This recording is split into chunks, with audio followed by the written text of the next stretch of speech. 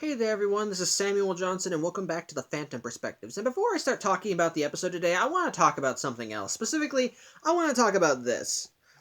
Now, as I've stated before, as I've stated before and I kind of alluded to, I watch these episodes via the DVDs. Which it's not really because of personal preference. Well, actually, because it kind of is. I just like having a personal disc and I can still watch this even when the internet goes out. But the point I'm trying to make is, I just like having the DVDs so I can probably watch them later if I wanted to. And as such, Danny Phantom is no exception. I watched this show when I was a kid, and when I decided to do the vlogs, I decided to get this. I already, for when a kid, like, it was an easier thing to do with Ben 10 because I already owned all those DVDs, and I just decided why not. But for this one, I decided to get this and not just buy all the season DVDs and so forth. However, something I did before with Ben 10 is that I decided to go by the DVD order, which mostly because, well, I didn't think I didn't think there was anything wrong with that. Some episodes were in fact, well, there were some episodes that were out of order because that was how they were listed in production order. I didn't really care that much in that case because the plot and porn episodes, we'll call them, were still in proper order. Like seasons 2 and 3, some episodes there were out of order, but they still had the plot and porn episodes in their proper places. Like Framed still happened before, Grudge Match, Ben will happen before, Under Wraps, etc. Pretty much, while there were a handful of episodes that were out of order, it was just minor stuff, and odds are they were still in places that were close to them. Like even in season 3, I've heard that apparently the first episode of that one was Ben 10,000 and Midnight Madness came after. But yet on the DVDs, Midnight Madness was listed first, so I looked at it first. And it's a similar case with Danny Phantom. All the episodes on this disc, on this DVD, are in the production order. As such, some episodes are a couple episodes here, some episodes are out of order, and it was the same. It was the same case in season 1. Some episodes were out of order, and so forth, and it's the same for the rest of the DVDs in that case. And for normally, I wouldn't mind as much because I'd still watch the episodes as long as the plot important ones are still where they are. But for this one, if you have been following these vlogs since the beginning, I actually say that for this series, I would look at them in the order that they were aired, / the wiki order. As such, even if the episodes were out of order on the disc, I'd look up on the wiki and see what was next, and then I'd go to that episode next. And again, like there is a reason for that, and believe it or not, it all has to do with season 2 and today's episode. What do I mean by this? Well, here's the thing. The first 4 episodes of Danny Phantom, the first four discs in this collection are the first episodes of season 1. So all the episodes that are there are here. And even if some episodes are out of order, they're still generally on a disc. Like there were a couple of episodes on this that were out of order. There were a handful of episodes here that were out of order, but they were still on the disc in the proper way. Even season 4, even disc 4 kind of had some things out of order. So again, while I still looked at them in the proper order, I could still keep going from one disc to the next and so forth. Season 2, however, is where it goes all over the place. Like, and it hits as early as the first episode. Like, here's an example. This is disc 5 of this. This is disc 5 of the collection. It's the first disc that you have when it comes to season 2. So where is the first episode? Right here on disc 6. And it's like that for the rest of the season. All the episodes are just kind of all over the place on the disc, and I know that they list them in production order, so of course they're going to be in the way they are, even if they are out of order. But I just have to ask this question: why? Like, some of these episodes are very plot important, and their placement and where they premiere is important for the rest of the story. So I'm just kind of wondering, why is it that these are all out of order? And again, production orders and all. I know again, production order. They got to keep them all lined up and so forth. But for some reason, this is just it's very apparent throughout this one. And season 2 is just all over the place. It jumps across all the discs that are there, and it kind of gets a little annoying. And as such, you can't really keep track of where you are It just kind of gets annoying, and the only reason I was aware that the first episode of season 2 was on disc 6 rather than disc 5 was because when I first got the DVD, I looked through all the menus, and on top of that, I'm looking up the DVD's Wikipedia page, which actually lists where the episodes are on each disc. So I don't know. It's just a little thing that I want to talk about. Nothing really great. But I'm dedicating at least like 5 minutes to it in this vlog. Which again, I know production orders, they got to do that. But again, for some of these episodes are very plot important, and where they happen is very important. Especially this episode. This episode was one of the reasons why I decided to go by wiki/premiere order rather than by DVD order. Why is that? Well, because Danny gets a bit of an aesthetic change in this episode. Nothing big, but something noticeable. Something that he has for the rest of the series. And he gets it specifically in this episode. Well, what is that thing? So, of course, you're wondering, well, what is that thing? Well, if you saw the box art, you can probably tell, but yeah, he gets a logo in this episode. How does he get a logo? Well, I guess I should actually get to the episode and stop ranting about the DVD, because, well, that's just a minor gripe I wanted to talk about. But anyway, now that I'm done with that, let's talk about episode 21 of Danny Phantom, Memory Blank. And in this episode, we have Desiree returning. And how she got out of the ghost zone, I don't know. The thing opens and closes as it pleases, so I'm guessing other ghosts can get out whenever they want. However, in this episode, and like in the last episode, Desiree is going around granting wishes again. And pretty much anyone that says, I wish, she'll grant it. And here we learn that apparently the more wishes she grants, the more powerful she gets. And in this case, she starts granting wishes specifically from Sam. Like, in the beginning of the episode, Danny, Sam, and Tucker are at a car sale. I'm guessing they go to a car retail. And there's a Humvee there that's pretty much, as Sam puts it, an environmental nightmare. And so she wishes that someone just take care of it, so that someone would just take care of them. So Desiree caused a giant plastic cow to come to life and destroy all the cars. And on top of that, and then after that, Paulina approaches Danny, Sam, and Tucker to come to her quinceañera because, well, she wants Danny Phantom to appear. And while she's shallow, she is smart enough to know that wherever Danny, Sam, and Tucker are, wherever Danny is, Danny Phantom appears, and she asks wherever Danny Phantom appears, and Sam and Tucker, well, and the only way she can get Danny to come is if Sam and Tucker are invited too. As such, she invites them as well, but on the same night that her quinceañera is also when a monster movie comes out. I don't remember all of their names. I don't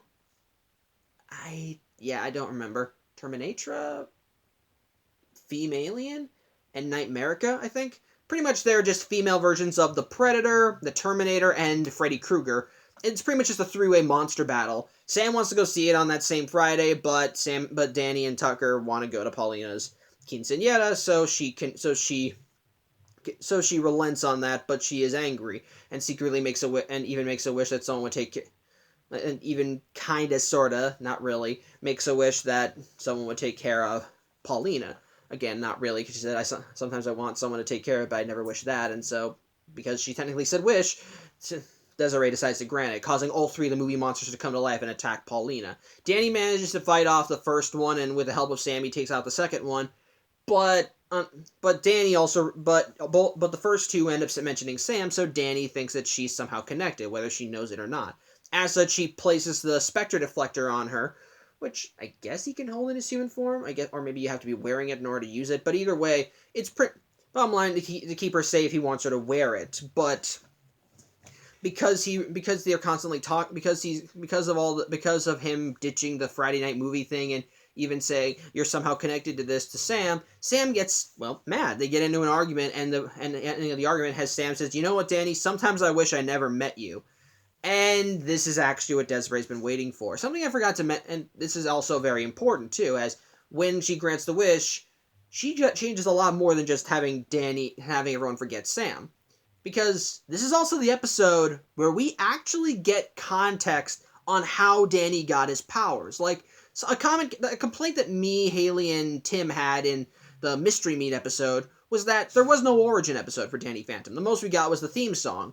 But this is the episode where we actually see the direct events that led to Danny getting his superpowers. It turns out that when his parents created the portal and it malfunctioned, Sam and Tucker were also over. As such, Danny was actually just going to just walk away and ignore the portal completely. But Sam talked him into going into it. As such, it was because of her that Danny got his ghost powers. As such, now that Sam and Danny never met, Danny's now powerless. Desiree essentially altered the entirety of the universe of the entire continuity. As some things are still consistent, like the fact that Paulina is holding her quinceañera and so forth and everything, or Sam and Tucker are still friends. But beyond that, because Sam isn't there, Danny is no longer a super. Because Sam was not there to talk Danny into going into the ghost portal. Danny's now powerless, and not only that, he's kind of a chicken, which still kind of bugs me because his parents are still ghost hunters, so I don't know. But bottom line, Desiree is now able to go freely without having to worry about Danny getting in her way. However, Sam is unaffected by the wish, which I think I can chalk up to one of two reasons. I can chalk her logic is that because she was wearing the Spectre deflector, she was completely unaffected, which I don't think that's how it works. I thought it was just supposed to deflect any ghostly things from touching you or so forth, but whatever. Or it was because she was the one that made the wish, so of course she's going to be the one. So of course she's completely unaffected because she needs to enjoy it. I don't know. But bottom line, Sam is the only one that realizes that something's wrong. She tries to talk to Danny and convince him that they're friends and that he used to have superpowers, but he doesn't believe her. So to try and actually get close to him, she, as Paulina puts it, gives up her individuality by dressing up like a valley girl, trying to look pretty and so forth. And so the instant Danny sees the pretty girl, he just shoves Tucker away when she dresses up like this, they're at that Burger Shack. Yeah, that's what it called. No, not Burger Shack. Nasty Burger, that's what it's called. As such, Danny shoves Tucker out and allowing Sam to sit there. And so now that they're close, Sam shows. It turns out this is another precursor to my Sam was unaffected sort of thing, which I don't really think should make sense. I think even the photos should be unaffected, should have been affected too. But yeah, because she had a journal of all their adventures together, of them hanging out and so forth. Somehow that was completely unaffected, even though it was part of the universe. I don't know, don't get it. But because this is somehow unaffected, she starts showing it to Danny, and some of the pictures are of Danny in his ghost form. So Danny's starting to realize. So this is starting to get Danny's attention as he's realizing. Okay, as for the first photo they had, it was a group photo of them and of her, Danny and Tucker in 8th grade, and because of the alteration in reality, Danny still had that photo, but it was just him and Tucker, which again, Sam's photo should have been affected too. In fact, all of them should been affected. I'm sorry, I'm just harping on this, but it's just. If Sam is the only thing unaffected, if the whole universe has been changed save for Sam, then why isn't her photo journal unaffected? So why isn't her photo journal affected? It doesn't make sense. But while she's explaining this, the third of the movie monsters attacks, their analogy to Freddy Krueger, and so since Danny's powerless, he can't do anything. So Sam uses some of the Fenton ghost tech, which she somehow had on her, to take care of the monster. Danny, now realizing that there is a big threat going on and that Sam is telling the truth, decides to go along with her. And as such, Sam thinks that the best way they can fight Desiree is to get Danny his powers back. So they go back to Fenton Works and set everything in the ghost portal back to the way it was on that day, even giving Danny the jumpsuit. However, Sam decides to make a slight alteration. It turns out the jumpsuit actually had Jack's face on it, and before Danny went in there the first time, they ripped it off. But not only does Sam rip off the face in this one, she puts a logo on Danny's chest, a stylized DP. And this doesn't come out of nowhere either. Like earlier in the episode during the class, we saw that Sam was sketching the DP in her notebook. And so now that now that they're getting a chance for a redo, she slaps this stylized DP on Danny's chest. As such, when Danny activates the portal and gets his ghost powers, now he's got the logo on his chest, which I kind of liked. This is one of the reasons why I wanted to see, because this is an episode I didn't see when I was a kid. I did watch it later via iTunes, but I never watched it but I always saw the episodes that came after this with Danny having the DP, and I admit I liked it. I like superheroes with a logo. I'm sorry. I just like that. I like Superman with his big ass. I like Batman's bat symbol. Hell, I love it when Power Rangers have a logo. I'm sorry, but that's just how I am. I just like logos. Something that you can look at immediately and say, "Yep, I know that one." So yeah, just like the DP.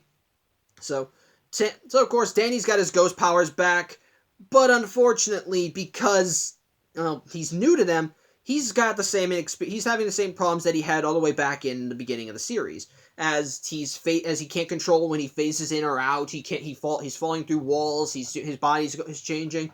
And on top of that, he can't control when he transforms. And again, he can't control when he transforms. Even when Sam tells him about powers that he learned about later, he can't fully control when they're utilized either. As such, when they actually when we learn that Desiree's big, and as such, when they go to confront Desiree on Paulina's quinceañera, because there was a meteor shower going on that resulting in everyone at the quinceañera going up there and making wishes.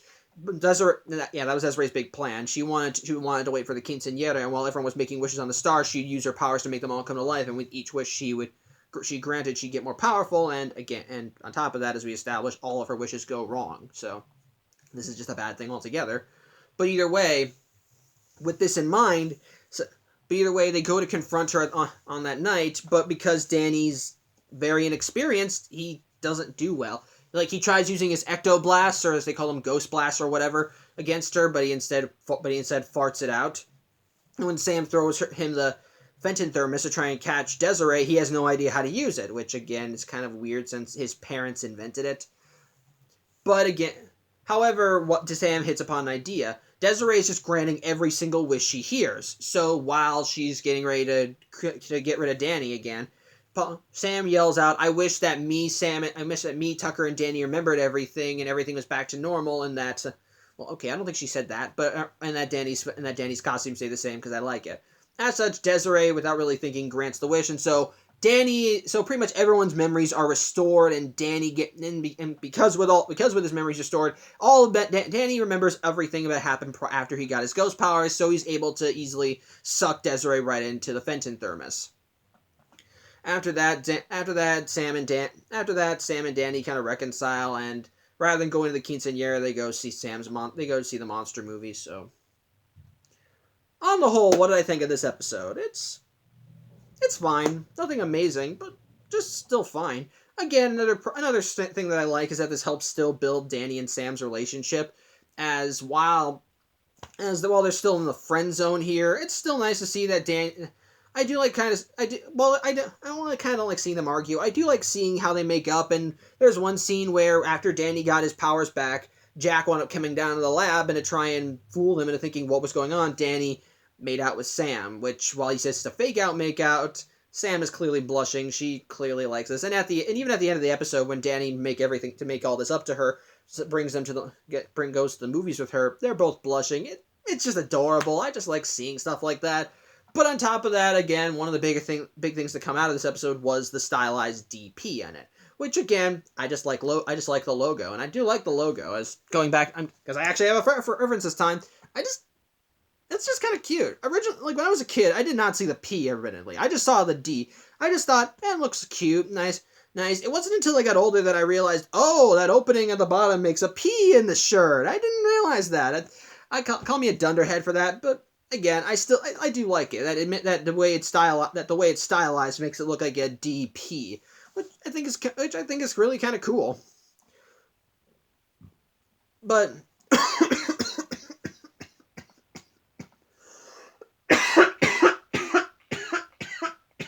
sorry about that. On top of that, it's kind of nice seeing Desiree going back to her normal thing, and I kind of do like. And again, there is some nice bit of conflict with how with Danny needing to relearn his ghost powers and so forth. But I think it has some nice action, especially when you see Danny actually fighting the movie monsters. Which again, they're not the real ones, but they're close enough that they still and again, they're still inspired by them. Femalian is a predator, so of course she's got all these high-tech weapons. They're Terminator, I think? Yeah, Terminator is a Terminator, so she's got all these she's got all these cool weapons, and again, of course, Nightmarica is Freddy Krueger, but a woman. So she's got the claws, the burned face. It definitely still is nice, and for a show about fighting ghosts, they fit in. They're nice. But there are reasons why I think the episode's fine. Like, the plot is fine. Seeing Sam and Danny kind of hit a rough patch, and that rough patch leading to something that Sam didn't want. Like, again, we kind of see stuff like that. And I do kind of like it. Just words that they didn't mean, but heat of the moment, they'll say, like, sometimes when you, like sometimes when you fight with your parents, sometimes you just say, well, I wish you would just go away, even it's just heat of the moment. You don't mean it, but but you still say it to try and hurt them. And it's the same case with when Sam wished that she and Danny never met. She didn't actually mean it. She was just angry at him. In fact, the next time they meet up, Sam just tries meeting up like everything's normal. Though again, another thing I liked is that after she said that Danny did try to make it up, did want to go back and talk with her, it's just that Desiree showed up and granted her wish before he could get the chance. So, again, kind of nice stuff like that. It's just kind of nice stuff like that, and again, it still kind of helps build up their relationship. I also like that even Danny's willing to ditch Paulina's quinceañera, which he did want to go do for Sam.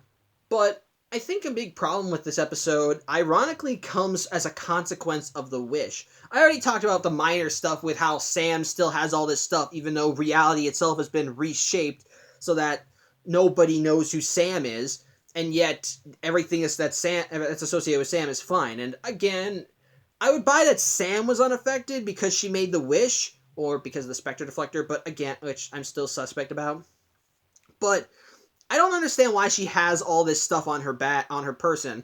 I'm guessing Danny could have given it to her, but again, I go back to reality is completely altered. She shouldn't have this stuff, and her photo album shouldn't be a thing anymore.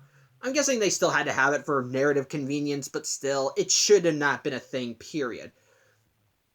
And of course, there's the consequences of the episode. Again, I like the DP. And I do like that when Sam wishes everything back to normal, but it comes from her wording. Like, okay, you could probably make the argument that she wished that Danny and Tucker remembered everything. But this is kind of where, and maybe she encompassed everything. Maybe all they needed was for Danny and Tucker to. Maybe all they needed was for Danny and Tucker, or maybe the wish just made it so that they didn't remember her, or people associated with them didn't remember her. Okay, fine, but the way the world's presented, it seems like nobody remembers her. It's like reality itself has been completely reshaped. As such, like, one way, like, you have it, like, that's why you could have granted the wish one of two ways. One, she just erased Danny, Tucker, and whatever, and anyone associated with them of memories of Sam. Which, okay, would still technically qualify for that, because she just said they remember her, and yet after this episode, everyone still remembers Sam and remembers all the adventures they had with her, and even remembers Danny as Danny Phantom. Okay, fine, but if that was the only thing they did, then Danny wouldn't have his ghost powers, period. Then Danny should still have his ghost powers, he just shouldn't remember Sam. Or you can go the other way, which is the way they seem to be going, that reality itself has been completely rewritten. That Sam has been taken out of the equation. Without Sam, there's no Danny Phantom, no one to fight him, etc. But the problem is, it seems like it's trying to mix and match both of those things. That some people they don't remember Sam. Oh, reality's been rewritten. It seems like they're trying to mix and match, which, like, Sam affected some things, but not these things. Which if you ask me, I don't know if you can have it both ways, because in some cases they seem to be everyone just forgot about Sam, but I guess maybe you could say the wish specified that they didn't meet, but still that they did not meet, but she still existed. Which, okay, that would be okay, but the way that some people react, it makes it sound like that that she just wasn't there, which I don't fully understand, really.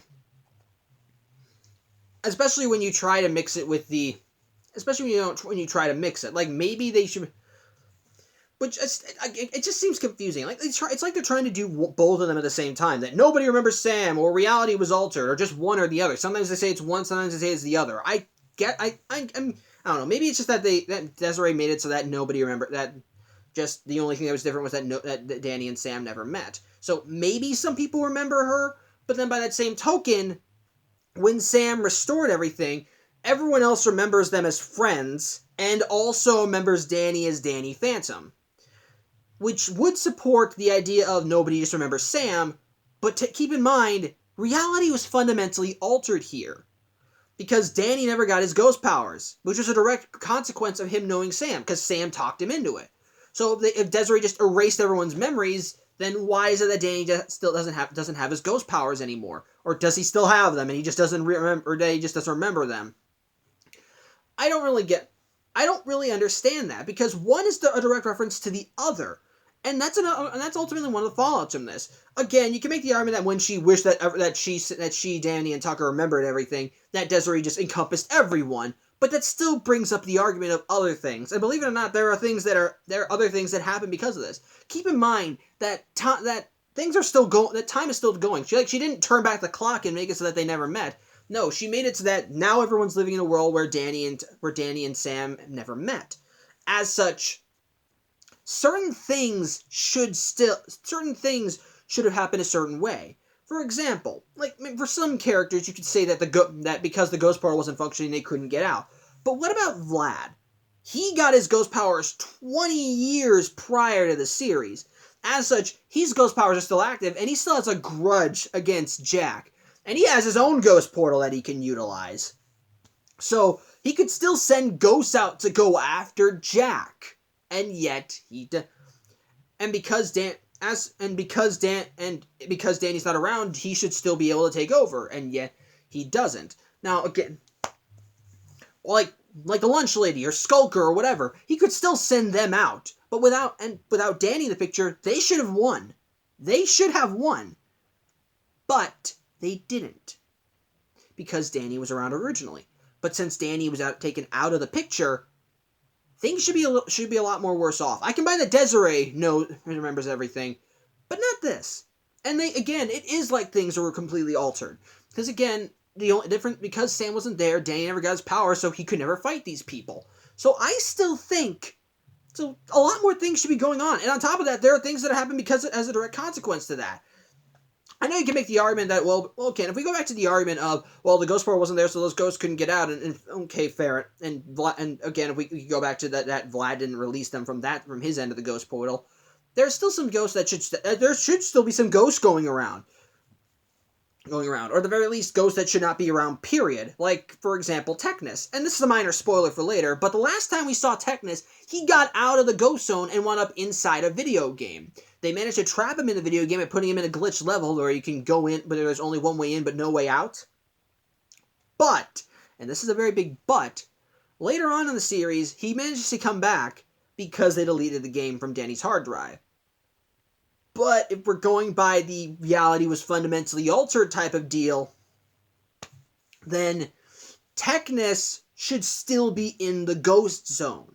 You could still say his memory was restored so that he remembers all that, so that you could still make it somewhat canon, but that was a direct action.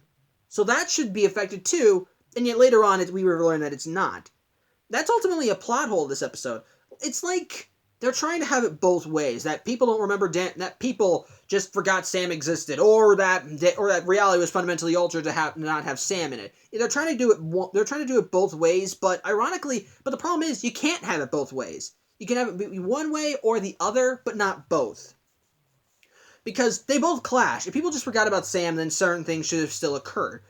Then that would explain why certain things still occurred. But then why does Danny have his ghost powers? Well, because that was completely altered. But then I thought they just forgot that Sam existed. So then shouldn't Danny still have his ghost powers? He just forgot about Sam? So again, whichever way you go, whichever way you try and mesh it, it doesn't really make sense. It's just kind of a plot hole in the episode that some things are affected, but others aren't. This big thing is happening, but this is still going on. Because Danny no longer has powers, and yet all the ghosts he fought are still defeated. Which I don't really understand. It doesn't make sense. Maybe maybe it's just the reality of those three, I suppose. Maybe that's just maybe that's what's it. But the episode doesn't state it. Maybe it's just the reality surrounding Danny, Sam, and Tucker, and yet everything else is fine. So I don't know. The episode doesn't explain it, it's just why I have all these issues with it. It's just a big plot hole, if you ask me. But despite that bit of what the heck, I don't think this is a bad episode. I still think it's fine. I like Desiree as a villain. She's still creative, and I still like see her joyously granting wishes that go awry. Though I think the only wish that doesn't go awry is when Quan and Dash are throwing a bunch of nerds and throwing a bunch of kids into a locker, and one wishes that I wish you guys could see what this feels like. And Desiree, of course, grants his wish, turning him into a giant monster and stuffing Jack and Quan into a locker. And then and thus when he does that, the wish is undone. He's turned back to normal. But before the two can get out, he slams the locker closed, and everything's fine. I think that's the only wish that didn't go awry, as he was only a monster long enough to throw them in the locker, and after that he was back to normal. So I don't know. But again, there are still some good moments in the episode. And again, I still like seeing Danny and Sam grow closer, and that's part of the heart of the episode. And again, the logo. I like the logo. Don't care how it came about, but I like it. So, I suppose you could say this is kind of a mixed bag, but I'm kind of more leaning towards it's still not a bad episode. It's just fine. Despite the hiccups in the space-time continuum that come because of this, I still enjoy this episode. I like the villain. I like seeing Danny and Sam grow closer. I do like seeing the jokes are still kind of fun. The jokes still are funny. My only problems with it are just how the wish is implemented, which doesn't really seem to add up if you ask me. So I don't know. I mean, again, maybe I'm just nitpicking here. Maybe I'm seeing problems that aren't there, but that's just how I see it. So yeah, on the whole, not a bad episode. Perfectly fine.